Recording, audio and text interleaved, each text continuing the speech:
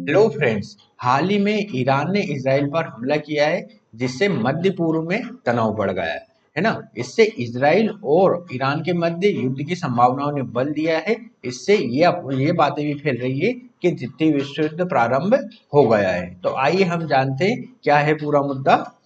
1 अक्टूबर 2024 को ईरान ने इसराइल पर लगभग 200 बैलिस्टिक मिसाइलें दागी, जिसे ऑपरेशन टू प्रोमिस टू नाम दिया गया। ये हमला ईरान का जवाब था।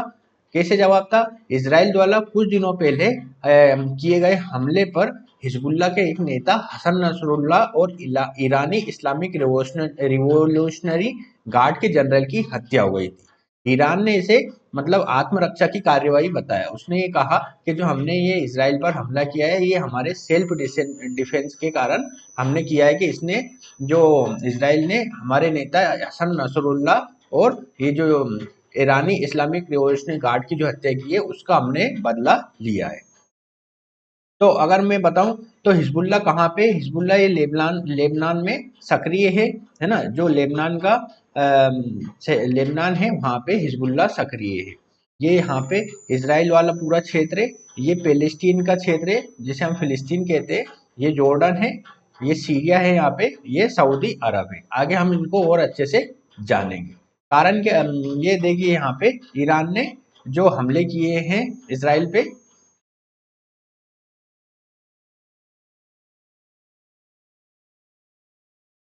है ना, ये हमले किए हैं। मिसाइलें जाकर ईरान के क्षेत्रों में गिरी है। इससे ज्यादा इसराइल ने कहा है कि इससे हमारा ज्यादा नुकसान तो नहीं हुआ है, लेकिन फिर भी जो इसराइल का डिफेंस सिस्टम है, उसे ये भेदने में काफी सक्षम रही है और ये वहां के आंतरिक हिस्सों में जाकर गिरी है। ईरान ने दावा किया है कि हमला आत्मरक्षा का एक कार्य था, जो तेहरान में हमास नेता इस इस्माइल हनिया, हिजबुल्लाह नेता हसन नसरुल्लाह और आईआरजी जनरल अब्बास नील खोरासान की इसराइल द्वारा की गई हत्याओं का बदला लेने के लिए किया गया था। हालांकि ये हमले अप्रैल की तुलना में इजरायली हवाई सुरक्षा को नष्ट करने में अधिक सफल रहे। मतलब इसके पहले भी ईरान ने इसराइल पर हमला किया था अप्रैल में, परंतु ये जो हमले थे अक्टूबर के, ये पुराने अप्रैल वाले से ज्यादा सफल रहे। इसका मतलब ये कहना चाहते हैं कि जो इजरायली डिफेंस सिस्टम है, उसको इसने ज्यादा भेदा है और इसराइल के क्षेत्रों पर ये मिसाइलें जाकर गिरी है। लेकिन इसके व्यापक नुकसान नहीं हुआ। इसराइल का कहना है कि इसका ज्यादा नुकसान नहीं हुआ, और उसका कहना है कि अधिकांश मिसाइलों को हमने मार गिराया है और उसकी वायुसेना की क्षमताओं को कोई नुकसान नहीं पहुंचा है। इसराइल की आपको पता होगा कि एक आयरन डोम है उनकी सुरक्षा में, जो पहले ही चीजों को डिटेक्ट कर लेता है और जो आने वाली जो मिसाइलें होती है, उन्हें आसमान में ही गिरा देता है। अगर हम पृष्ठभूमि देखें, जो मध्य पूर्व में तनाव चल रहा है, वो तनाव पिछले साल जब 7 अक्टूबर 2023 को हमास ने इसराइल पर हमला किया था, जब से ये बातें चल रही है ना। तो 7 अक्टूबर 2023 को इसराइल हमास युद्ध छिड़ गया था। हमास के नेतृत्व वाले आतंकवादी समूह ने 1139 इसराइलियों को मार डाला था, जबकि इसराइल ने 41,000 फिलिस्तीनियों को मार दिया, जिसमें ज्यादातर महिलाएं और बच्चे थे। 8 अक्टूबर को हिजबुल्लाह फिलिस्तीनियों के साथ एकजुटता के संघर्ष में शामिल हो गया। उसने वादा किया कि अगर इसराइल गाजा पर हमला हमला करना बंद कर देता है, तो वो भी इसराइल पर हमला बंद कर देगा। युद्ध के दौरान ईरान ने बार बार इसराइल पर गाजा में नरसंहार का आरोप लगाया है और इसराइल को युद्ध अपराधों को रोकने पर दूरगामी परिणाम भुगतने की धमकी दी है ना। अगर ऐसा होता है तो ईरान ने कहा है कि इसके हम दूरगामी परिणाम दिखाएंगे। ये अभी पिछले साल जब यूनाइटेड नेशंस में इसराइल के जो हेड है बेंजामिन नेतन्याहू ने एक स्पीच दी थी कि जो हमास ने हम पर अटैक किया है, वो पूरी मानवता पर अटैक है और हमको इस बर्बर लोगों से बचना होगा। ये आप सुनिए, मैं बताता हूँ। Israel is at war.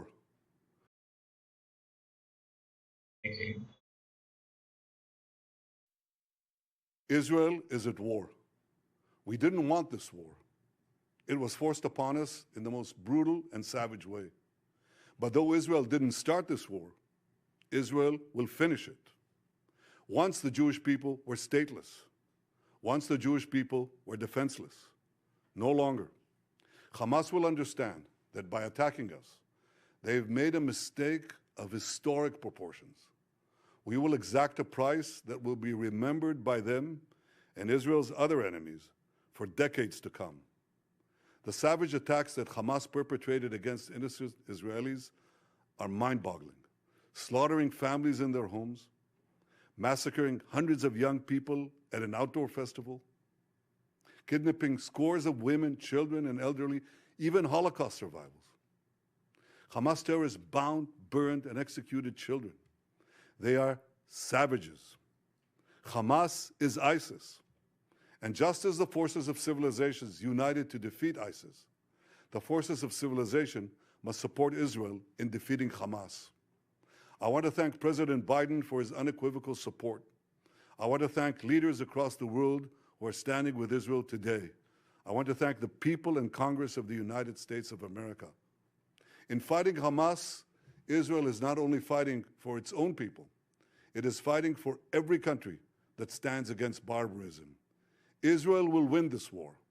And when Israel wins, the entire civilized world wins.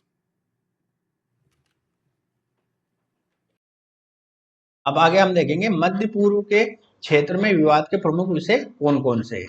सबसे पहले इजराइल फिलिस्तीन विवाद, जो मैंने आपको ये बताया था, ये विवाद सबसे पुराना और प्रमुख है। 1948 में इजराइल की स्थापना के बाद से ही संघर्ष चल रहा है। इजराइल और फिलिस्तीन दोनों ही यरूशलेम को अपनी राजधानी मानते।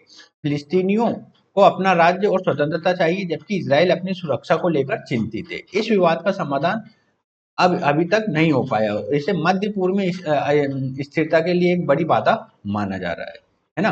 देखो, यहाँ पे पहले फिलिस्तीन वाला काफी क्षेत्र था, लेकिन धीरे धीरे क्या हुआ है, इजराइल ने इस पर अपना आधिपत्य जमा लिया है, अधिकार कर लिया है, और अब सिमटकर ये जो फिलिस्तीन वाला काफी क्षेत्र है। एक बात और मैं ये बताना चाहता हूँ कि इजराइल को संयुक्त राष्ट्र संघ के द्वारा एक देश की मान्यता दे दी गई है, जबकि पैलेस्टीनियन एक क्षेत्र है, वो देश के रूप में मान्यता प्राप्त नहीं है संयुक्त राष्ट्र संघ के द्वारा।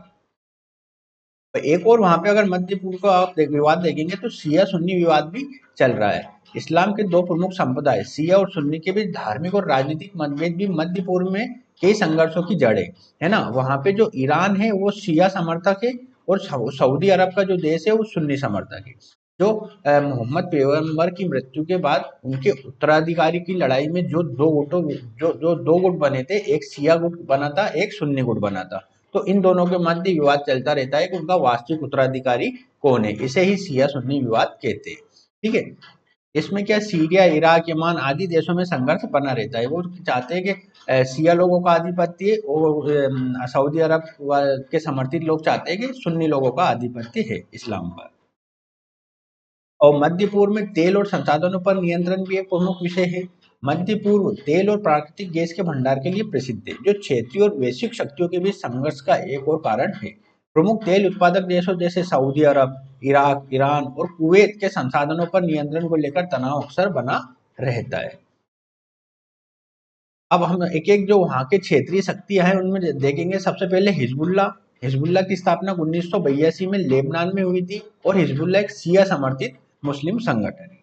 इसका उद्देश्य क्या है? इसका उद्देश्य इजराइल के खिलाफ लड़ाई और लेबनान में इजरायली प्रभाव को समाप्त करना है।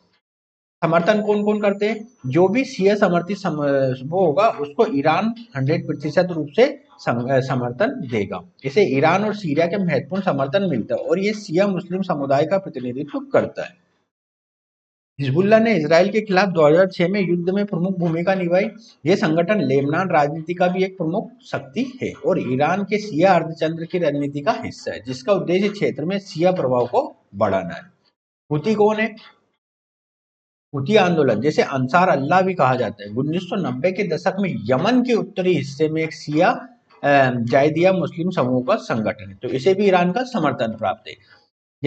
उद्देश्य क्या है? यमन सरकार, सऊदी अरब और उसके गठबंधन के खिलाफ संघर्ष करना। इसका मुख्य उद्देश्य यमन में अधिक राजनीतिक और सामाजिक अधिकार प्राप्त करना है। समर्थन किसका है इसको? हुती विद्रोहियों को ईरान से समर्थन प्राप्त है ना। हालांकि ये समूह स्थानीय यमनी मुद्दों पर भी केंद्रित है। 2015 में यमन में सऊदी नेतृत्व वाले गठबंधन और हुती विद्रोहियों के बीच संघर्ष चल रहा है। अगर भूमिका देखें तो हुती आंदोलन ने यमन में राष्ट्रपति को हटा दिया है, और सना जो यमन की राजधानी है पर कब्जा कर लिया। ये युद्ध मानवतावादी संकट में बदल गया है, जिसमें लाखों लोग प्रभावित हुए हैं। अब हमास हमास कौन है? इसकी स्थापना 1987 में फिलिस्तीनी संघर्ष के दौरान इस्लामिक प्रतिरोध संगठन के रूप में हुई, है ना। हमास जो फिलिस्तीन को एक स्वायत्त राज्य बनाने और वहां पे फिलिस्तीन के जो क्षेत्रों पर इसराइल अटैक कर रहा है उनसे बचाने के लिए एक संगठन है। हमास को जो लोकतांत्रिक देश है और जो पश्चिम के देश है एक आतंकवादी संगठन मानते हैं, जबकि वहाँ के क्षेत्रीय लोग हमास को ऐसा नहीं मानते। वहाँ के लोग जो फिलिस्तीन के समर्थन के लिए हमास को भी समर्थन करते हैं। इसका उद्देश्य क्या है? इसराइल के खिलाफ सशस्त्र संघर्ष और फिलिस्तीनियों के लिए एक इस्लामी राज्य की स्थापना करना। तो अगर हमास का समर्थन फिर किससे प्राप्त होगा? ईरान को हमास का समर्थन है, कतर को है, कुछ हद तक तुर्की भी इसका समर्थन करता है। हमास जो है गाजा पट्टी में शासन करता है और फिलिस्तीनी स्वतंत्रता आंदोलन का हिस्सा है। हमास इसराइल के खिलाफ रॉकेट हमलों और आतंकवादी गतिविधियों के लिए जाना जाता है। 2007 में इसने गाजा पर नियंत्रण कर लिया। तब से इसराइल और हमास के बीच कई हिंसक झड़पें या युद्ध हो चुके हैं, है ना। तो अगर हम ये मध्य मध्य पूर्व का अगर क्षेत्र देखें तो यहाँ पे सऊदी अरब है, ये सुन्नी समुदाय का प्रतिनिधित्व करता है, और ये ईरान है, ये शिया समुदाय का प्रतिनिधित्व करता है। ये यहाँ पे यमन है और ये ओमान है। जबकि सबसे विवादित क्षेत्र जो चल रहा है ये काफी छोटा क्षेत्र है, ये यहाँ पे चल रहा है। ये वाला जो क्षेत्र दिख रहा है आपको, लेबनान इजराइल पैलेस्टीन का ये जो क्षेत्र चल रहा है, यहाँ पे काफी विवाद चलते रहते हैं। और इसराइल इस क्षेत्र पर अपना नियंत्रण बनाए रखना चाहता है। ठीक है, ये जॉर्डन वाला क्षेत्र है, ये पैलेस्टीन का जो छोटा सा क्षेत्र दिख रहा है आपको, ये है, ये इसराइल का क्षेत्र है ना। और ये लेबनान इधर है ना, ये लेबनान पूरा है। हिजबुल्ला यहाँ पे सक्रिय है लेबनान में। और ये पैलेस्टाइन का जो गाजा पट्टी वाला क्षेत्र है, ये वाला जो क्षेत्र है, यहाँ पे हमास ने नियंत्रण रख रखा है। लेकिन अभी वर्तमान में क्या स्थिति बनी है कि जो गाजा पट्टी वाले क्षेत्र पे इसराइल ने काफी बमबारी कर दी है, जिससे वहां पे लाखों लोग, मतलब हजारों लोग, 40,000 के लोग लगभग फिलिस्तीनी लोग मारे जा रहे हैं। ठीक है, तो ये पूरा मैप के थ्रू इसका अध्ययन है। अब हम अगर इसका समाधान देखें तो सबसे पहले कूटनीतिक और बातचीत के सहयोग माध्यम से इसका समाधान निकालना चाहिए। विभिन्न संघर्षों को हल करने के लिए बातचीत और शांतिपूर्ण राजनीतिक प्रक्रिया का समर्थन आवश्यक है। जैसे इजराइल फलस्तीन संघर्ष को हल करने के लिए दो राज्य समाधान, टू स्टेट सॉल्यूशन, मतलब टू स्टेट सॉल्यूशन पर जोर दिया जाता है, जो कि फिलिस्तीनी और इजरायलियों दोनों के लिए स्वतंत्र राज्य की स्थापना को प्राथमिकता देता है। मतलब सबसे प्रमुख ये माना जा रहा है कि आप ऐसा करिए कि अगर उस क्षेत्र में विवाद चल रहा है तो एक क्षेत्र फिलिस्तीन को दे दीजिए और एक क्षेत्र इसराइल को दे दीजिए। इससे दोनों देशों के मध्य तनाव कम हो जाएगा। लेकिन दोनों ही देश ऐसा नहीं मानते हैं। इसराइल कहता है कि ये पूरा क्षेत्र हमारा है, जबकि फिलिस्तीनी वाले मानते हैं कि ये पूरा क्षेत्र हमारा है।